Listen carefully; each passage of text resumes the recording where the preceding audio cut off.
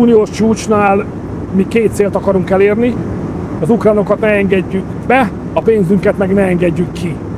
Most Magyarország az egyetlen ország, amely ezt nyilvánosan, vitára kész módon és harcosan, tehát konfliktust vállalva képviseli. Ezért mi vagyunk hatalmas nyomás alatt. Mások is vannak, akik ezt gondolják, talán ha szavazásra kerül a sor, majd elő is bújnak, de egyelőre csak mi vagyunk kinn a gáton.